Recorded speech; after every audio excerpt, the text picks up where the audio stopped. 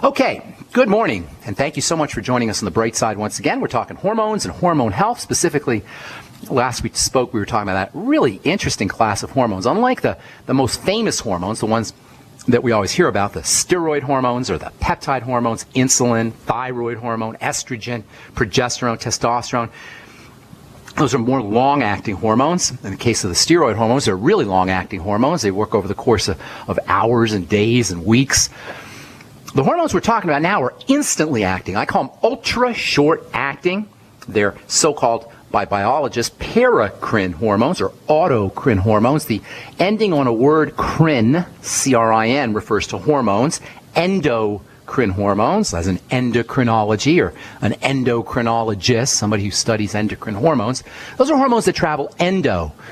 Crin for hormones, endo for inside the blood vessels. Exocrine hormones travel outside the blood vessels.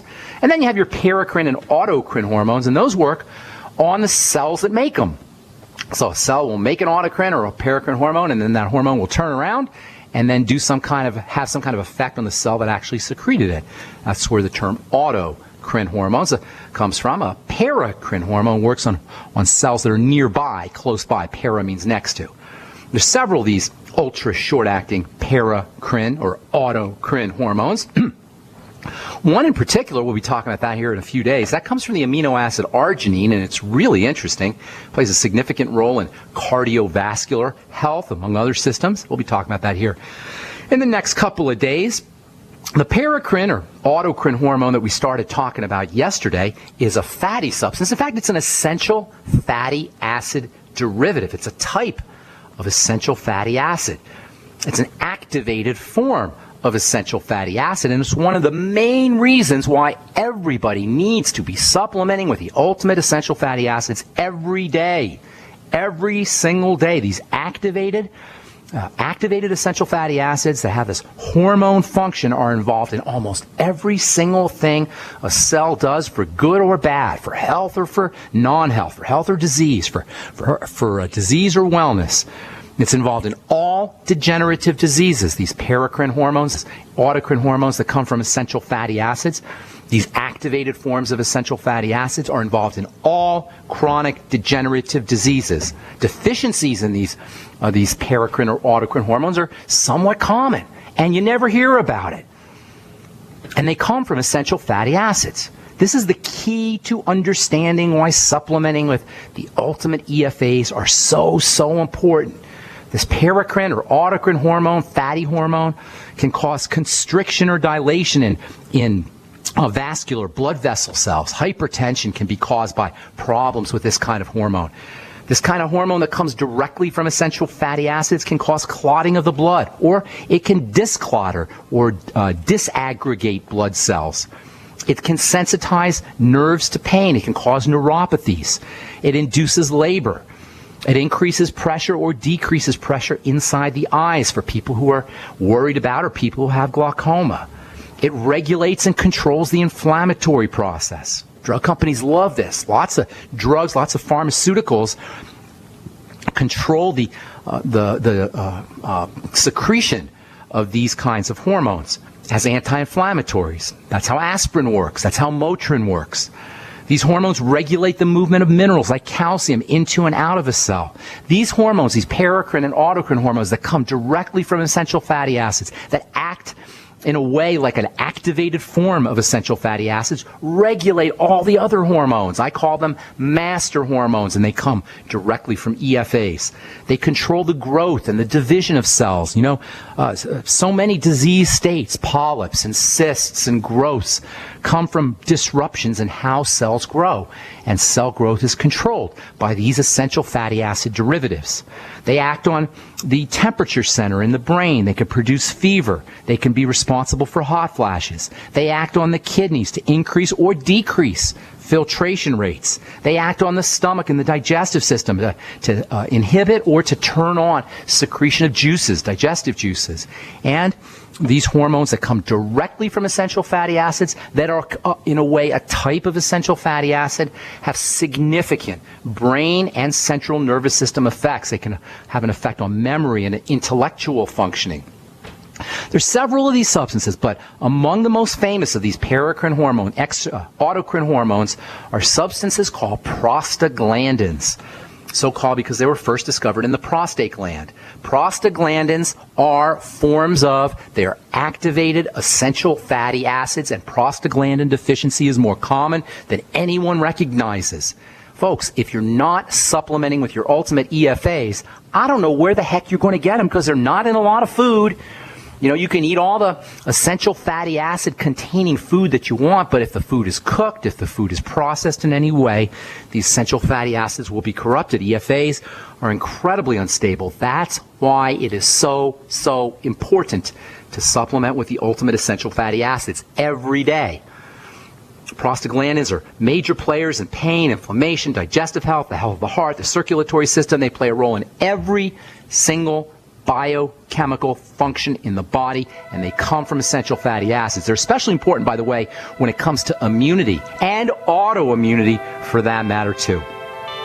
All right, I'm Pharmacist Ben. You're listening to The Bright Side on the Genesis Communication Network. Our number today is 855-660-4261, 855-660-4261. We'll be back right after this with more good health information. Don't go away. Okay, so we are talking prostaglandins.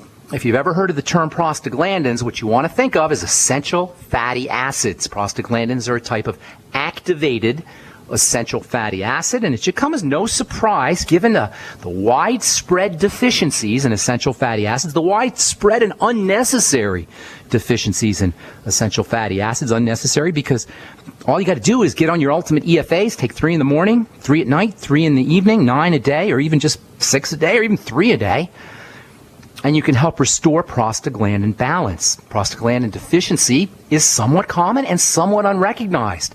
From the journal Prostaglandins, Leukotrienes, and Essential Fatty Acids, quote, healthy cells from virtually all tissues synthesize a variety of prostaglandins which can significantly alter cellular functions.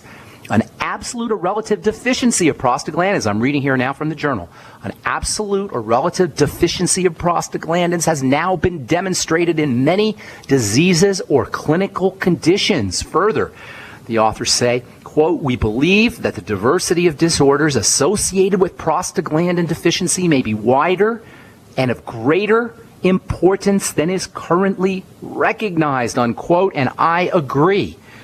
And if you're not on your essential fatty acid, you are running the risks of degenerative and chronic diseases that are associated with these prostaglandin deficiencies. That means blood clotting. That means changes in blood pressure, hypertension. That means neuropathy. That means glaucoma, changes in pressure in the eyes, in the eyeballs. It means problems with calcium absorption into cells. It means problems with all the other hormones, which means problems with everything. You think this is important? You better believe it is. Even though most folks haven't really heard of prostaglandins or much less know what these fatty substances are and what they do, they can be considered, as I said, the most powerful, or certainly among the most powerful and important of all the molecules in the body and perhaps in all of biology. And not surprisingly, these prostaglandins are the targets for numerous over-the-counter and prescription drugs, most notably your anti-inflammatories, aspirin, naproxen, or Aleve they call it now, Motrin or ibuprofen, even Tylenol, acetaminophen, all work at least partially by suppressing or inhibiting the effects of prostaglandins. There's a new class, not new, but came out in the last 15 years or so, class of drugs called COX-2 inhibitors, COX-2 inhibitors, and these are drugs that suppress the production of prostaglandins. The idea is that by suppressing the production of prostaglandins, you can reduce inflammation. Now, given all the different roles that prostaglandins play in the body, does anybody out there really think it's a good idea? Except for your doctor, who probably does think it's a good idea.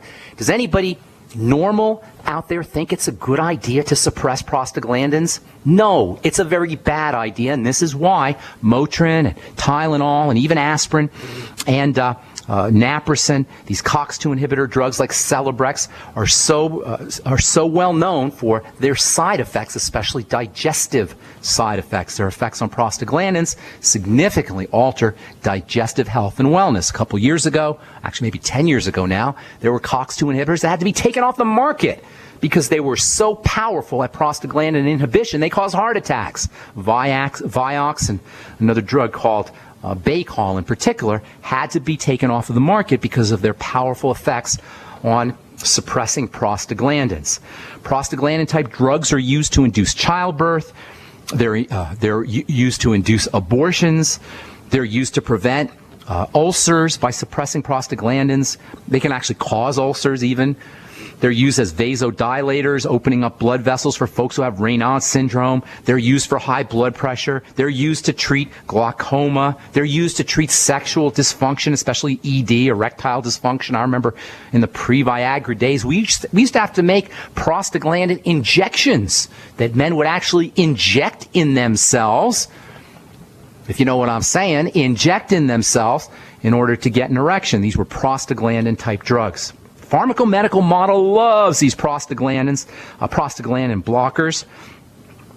Although, while the pharmacomedical model may think that blocking the formation of prostaglandins is somehow beneficial, shutting down inflammation, shutting down muscle contractions to reduce cramping may actually cause prostaglandin deficiencies that can be responsible for side effects and diseases. And as I say, a lot of degenerative diseases are associated with these prostaglandin deficiencies. And when you understand how important these hormone chemicals are, the side effects associated with blocking prostaglandins is hardly surprising. Think about it. Prostaglandins regulate and control and mediate and are involved with almost every single biochemical process that a cell does. How is it possible not to have side effects from a prostaglandin inhibiting drug, something that's supposedly as benign as aspirin or Motrin?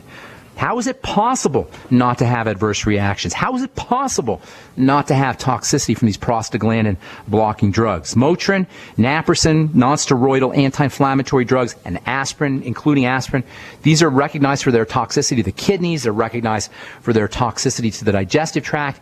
And these reactions, these toxic adverse reactions, can be attributed directly to the fact that these substances suppress prostaglandins. As I said, a couple of years ago, they had to take products off the market, Vioxx and Bextra. I think I said Baycol, maybe Baycol. I forgot the name of it. But anyway, these were two COX-2 inhibitor drugs that reduced the production of prostaglandins. They had to be taken off the market because of their tendency to cause heart disease. Again, the question has to be asked, given the wide-ranging effects of prostaglandins in the body, given their effects on every single biochemical process, how is it possible that these kinds of drugs will not cause side effects and toxicity? These days, the only COX-2 inhibitor drug that you can get is Celebrex, and while apparently, anyway, it doesn't have the same toxic profile as the other COX-2 inhibitor drugs that were discontinued, at any time you monkey with your prostaglandin production, you are asking for trouble. How do you improve prostaglandin health? Get yourself on the ultimate essential fatty acids from Longevity, which of course are part of the Healthy Start Pack. I'm Pharmacist Ben. You're listening to Bright Side. We're coming back with your phone calls, 855-660-4261 after this break. Don't go away.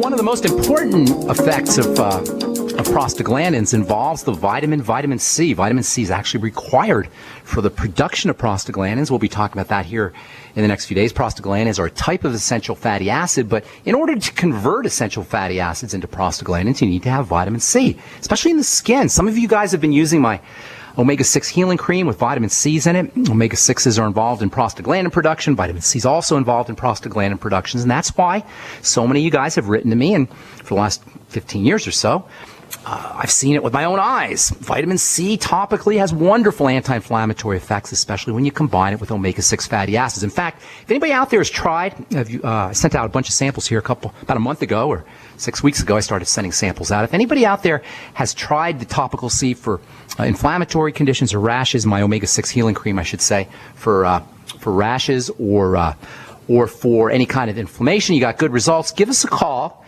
Give me your testimonial. I'd like to hear what you have to say. I'd like all the listeners to hear what you have to say. And in return, I'll send you out a big jar second big jar of omega-6 healing cream. Give us a call today at 855-660-4261 if you've gotten good results. I know so many of you have because I've gotten your letters. But if you'll get on the air and share it with the listeners, I will in turn send you out a big jar of my omega-6 healing cream, which should be ready for sale here in the next week or two. 855-660-4261 is our number on the bright side. We'll continue talking about prostaglandins tomorrow. We'll talk about some vitamins, or a vitamin, and a mineral that's very important for helping produce prostaglandins, helping the body make prostaglandins, in addition to, of course, making sure you're getting your ultimate essential fatty acids on a daily basis. This is why we hit this so hard. And by the way, if you have a fat absorption problem, if you have a liver problem, you had a gallbladder taken out, you had a hysterectomy, you're postmenopausal, all of these kinds of situations can compromise how well you absorb essential fatty acids from your foods. If you have any of these kinds of health issues and you've compromised EFA absorption at the intestinal level, the chances are pretty darn good that you are going to be dealing with some kind of inflammatory health issue secondary to or following a prostaglandin deficiency, which is why you really want to make sure that in addition to supplementing with your essential fatty acids, you're using your ultimate enzymes, apple cider vinegar, lecithin, bile salts, choline, taurine, glycine, and all the other nutrients that can help improve the absorption of essential fatty acids, thus the production of prostaglandins. Okay, we will continue talking tomorrow about prostaglandin health. Our number today, 855-660-4261. Let's welcome Cindy in Virginia to the bright side. What's going on, Cindy? Good morning. Good morning, Ben. Two questions, if I can ask them. Yes. You talked to me before about my constipation. Okay. You have me on alpha lipoic acid. I think you said 1 teaspoon for each meal. No. Okay, No. I misunderstood that. Yes, alpha lipoic acid is not in teaspoons. It's measured in milligrams, and it comes in capsules, and it's not used to treat constipation, although it's kind of used to treat a lot of things. I think you're maybe thinking of lecithin. Is that what you're thinking of? Could be. It's not alpha lipoic acid. But anyway, how's the constipation going? Are you noticing improvement? It's better. I don't think I'm constipated anymore. I'm having, I think, what I guess is normal bowel movements, but they're very, very soft. Okay, well, that's still good. Soft is not bad, as long as you're going to the bathroom regularly, cleaning out that colon, because if you're not cleaning it out, those toxins are coming back in your body. So it's very important you have a bowel movement and you evacuate that colon on a regular basis. Okay. So hope that's improving, and that's probably lecithin, which is measured in the teaspoonful, not alpha lipoic acid. But how can we help you? What's going on today? I have dermographic skin. You do? Yes. Dermographic skin. I love that term. You know, that's handwriting on the skin. That's where the term comes from. Does it look like handwriting? It can at times if I lay on something. Isn't that interesting? It kind of looks like a little somebody signed their name on your skin. Not quite, but it looks like handwriting. That's what the name comes from. It's an allergic reaction. It's some kind of immune reaction. And the fact that you're constipated or have a history of constipation, that goes hand in hand, if you will, with skin problems. So something's getting into your system, Cindy, that is activating the defensive response, your immune system. That's what the skin problem is. That's what the constipation is. So what you want to do is you want to look to your digestive symptoms, link them up to problem foods, and then eliminate those foods. That's always the first step. Always the first step is to find out what's getting into your body that's activating the immune response. A food diary is great. Write down everything you eat and then write down how you feel from a digestive system perspective, constipation, diarrhea, loose stools, cramping, bloating, etc., and then associate those symptoms with specific foods, then eliminate those foods. And then you go into the whole digestive protocol, nutrients for the digestive system, and there's lots of them. Probably the most important are the Biolumin Nightly Essence. You want about 3 capsules in the morning, 3 at night, although you can take more. I take more. I take almost 10 a day sometimes. I don't really measure them. I just dump them into my vitamin jar. I take probably 6 to 10 of them every day.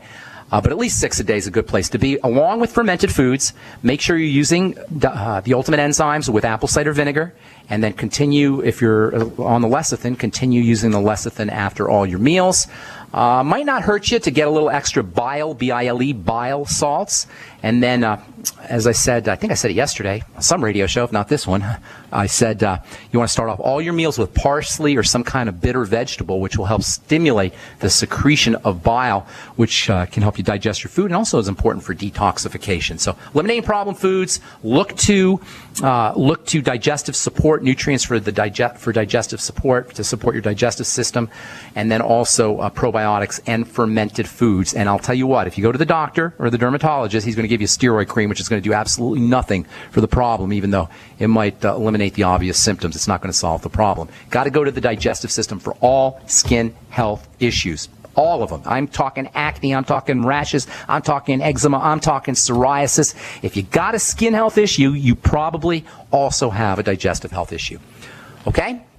Yes, thank you very much. Thank you. God bless. Have a beautiful day, Cindy. And let's move on to Pennsylvania and welcome Ann to the bright side. What's up, Ann?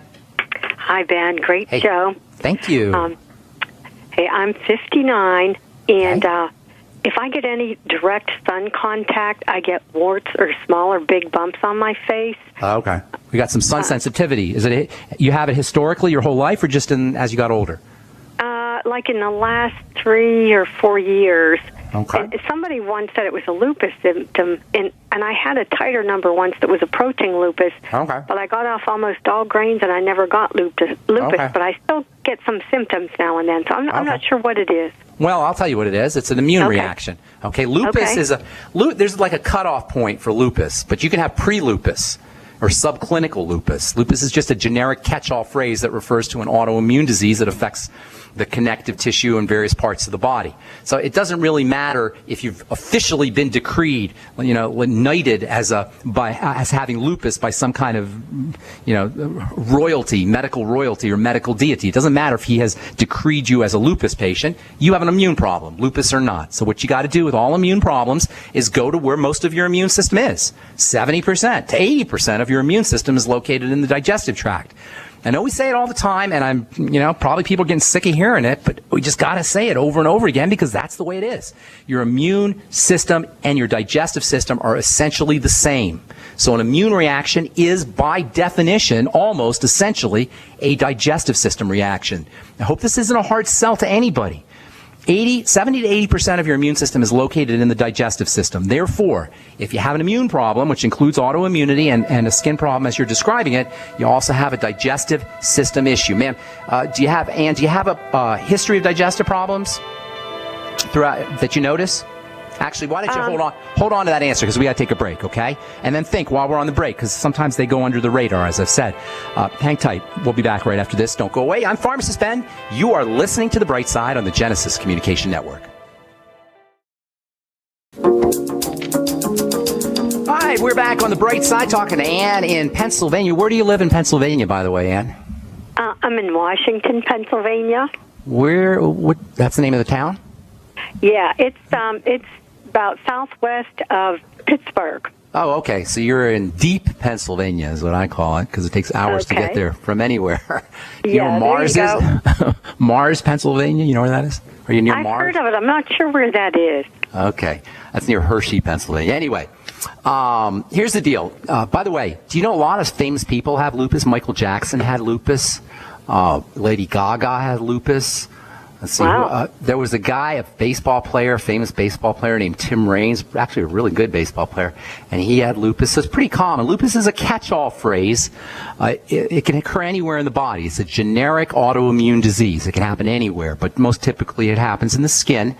The official name for lupus is systemic lupus, or actually systemic lupus erythematosus, which means redness. Lupus, L-U-P-U-S, is Latin for wolf. Anybody who speaks Spanish knows that lupe or lupo means wolf. Lupus is it comes from the characteristic butterfly sort of shaped rash that occurs in the cheeks, and it is systemic. That's where the term systemic lupus erythematosus, or SLE, comes from.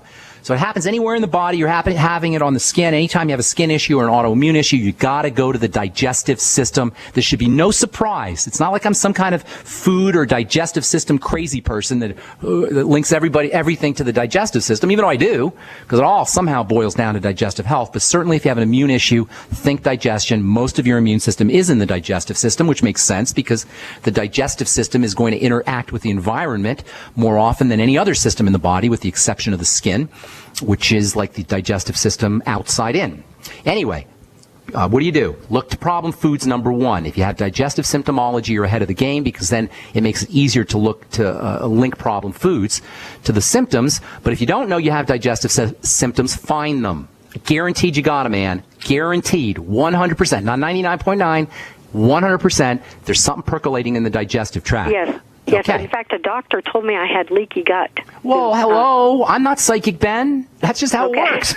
That's just how it works. That's just how it works. Okay, and I can go through the whole mechanism, but we don't have time. Just know that if you have an immune condition and or a skin condition, you got a digestive condition too. Until you correct the digestive problems, everything's going to tumble out of control. And you're a young woman, Ann. You're only 59. But if you don't control this now, if you don't address the symptoms, the cause of the symptoms now, it's going to tumble out of control, and it can lead to all kinds of horrible things. So eliminate problem foods, find the problem foods, then eliminate them. Link your foods to constipation or diarrhea or loose stools or cramping or bloating or heartburn or anything you can come up with. Eliminate those foods. Same thing we just talked about with our last caller, Cindy.